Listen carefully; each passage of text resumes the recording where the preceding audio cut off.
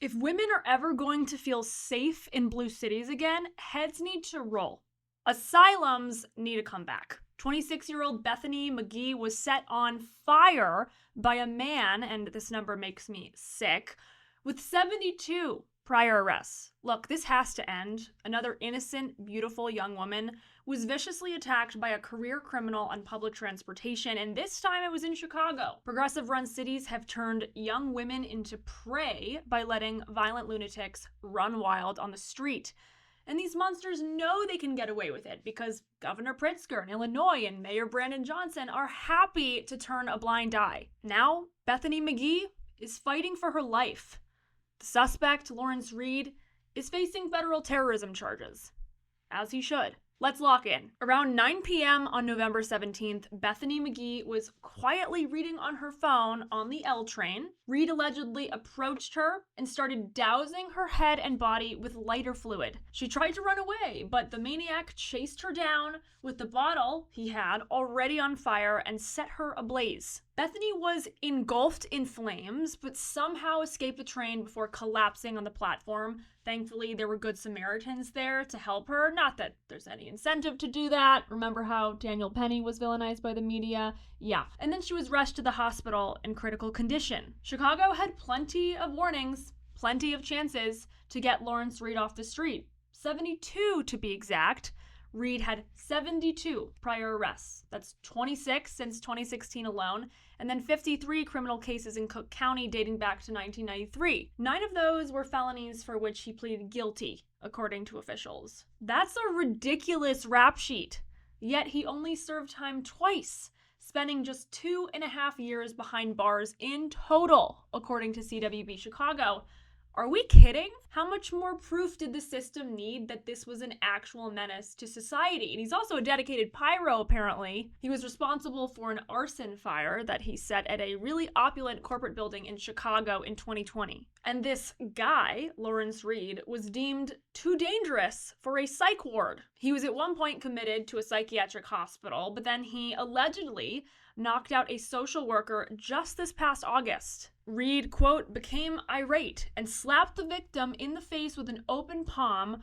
Her vision went black and she lost consciousness for several seconds. One of the victim's co-workers rushed over and helped the victim walk down to her office, and the victim was then taken to the emergency room. The social worker was later diagnosed with a corneal abrasion, a serious concussion, and a chipped tooth. I don't know what clown world lets a guy out after this, but he was, with an electronic ankle monitor in August. How is somebody too dangerous for a psych ward, but okay to roam the streets where the law-abiding are? So, who let this guy back on the streets? That would be Judge Teresa Molina Gonzalez. A Chicago prosecutor rightfully objected to Reed's release because he was a threat to the public. A court officer told the judge that their risk assessment of Reed was that if he were to be released and commit a new crime, it would likely be violent. And as for the likelihood that he would commit a new crime at all, he scored a 4 out of 6. Those are pretty high odds. The officer recommended maximum conditions if the judge released Reed. So the judge knew this guy was a ticking time bomb. She knew what he was capable of.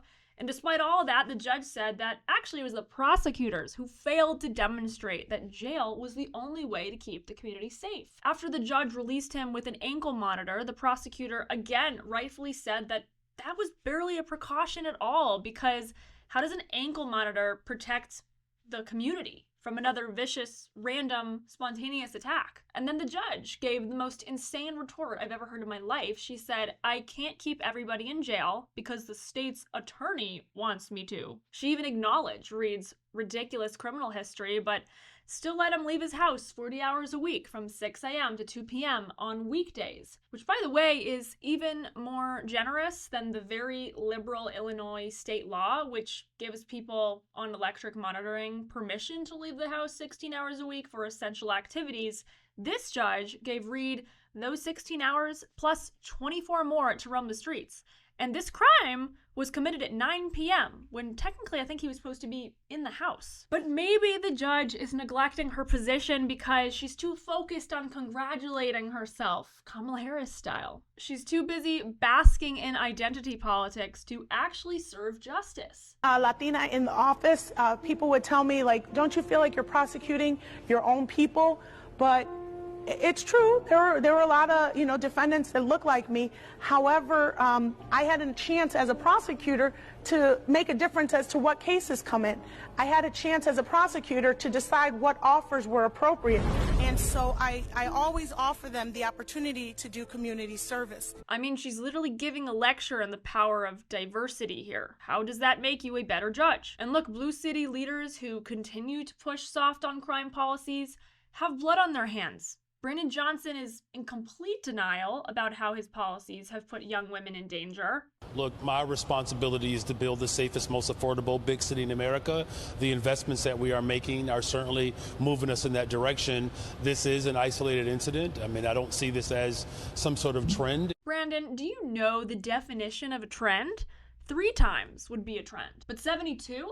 That's a conspiracy to knowingly terrorize citizens with the government's blessing. We just have too many data points, female data points specifically, to count. In North Carolina, just a few months ago, DeCarlos Brown Jr. allegedly knifed a young woman and Ukrainian refugee who fled a war-torn country to death. Her name was Irina Zarutska. Brown had been arrested and institutionalized more than a dozen times. He spent 5 years in jail before returning home to his mother, who kicked Brown out of her house after he had manic aggression and exhibited signs of mental illness. She said he started saying that he wasn't in his body. The system failed him. That murder is a story of state failure again, and it's not because they didn't dump enough money on the mental illness problem. Nicole Galinas of the Manhattan Institute wrote, he also has a schizophrenia diagnosis and has behaved so alarmingly, including assaulting his sister, that his own mother had him involuntarily committed, and then when he was released, ejected from the family home. During a check on his health this past January, Brown called the police. On the police. In that case, instead of acting on the obvious danger of a person with a propensity toward violence suffering from delusions, a Charlotte judge released him on his own recognizance. What is it with these judges? Just like in Chicago. This is not responsible. Brown should have never been let out of an institution, because that is the one thing keeping both him and us safe. Zarutska's murder is the direct result of intentional policy choices. Let's ask ourselves this honest question. Who do we care about more? The violent, mentally ill, or the law-abiding community? We as a country need to get a lot more comfortable with institutionalization. Otherwise, this is going to keep happening. So yes, involuntarily committing insane people with a predisposition for violence.